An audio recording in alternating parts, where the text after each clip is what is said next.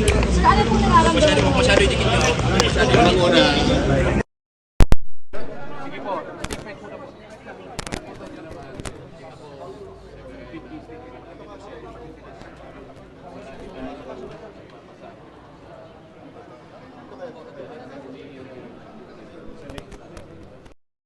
Kailangan natin ikalang. Ako ay personal na nagpunta dito sa Sandigan Bayan dahil yung aming motion to was at saka yung kalakip na motion to defer issuance of warrant of arrest ay kinalendar lang agad for hearing. Itong ganitong sa umagang ito. Ngayon, napakagandang indikasyon yun na umiral ang ating mga batas. So gusto ko magpasalamat sa Sandigan Bayan dahil kinalendar nila agad for hearing. Yun ay makikita ninyo na kinakailangan ng proseso ng batas dahil masunod. So, kung sabi ng Sandigan Bayan, meron na silang determination of probable cause. Kaya sila nag-issue ng warrant. Igalang natin yun. Kaya meron naman kaming motion to quash, pinagbigyan naman yun. At alam ko naman yun ay bibigyan taan pa rin.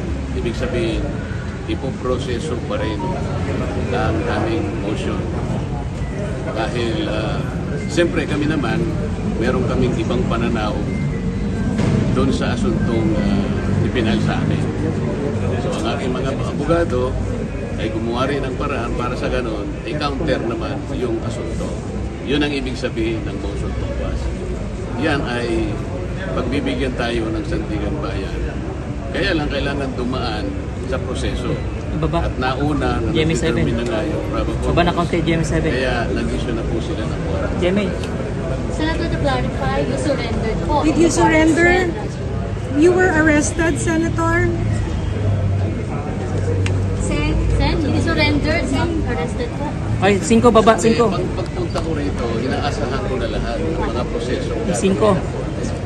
Kagaya ng sinabi ko sa inyo, ako ay hindi magtatago, haharapin ko ang batas, ang asunto, sangayon sa pagkakaintindi ko sa mga batas natin.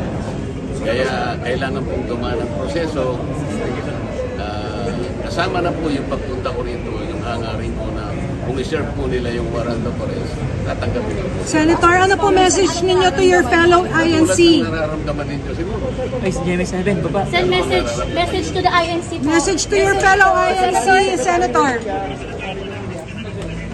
Sec, dadalhin pa ba sa Camp Crame?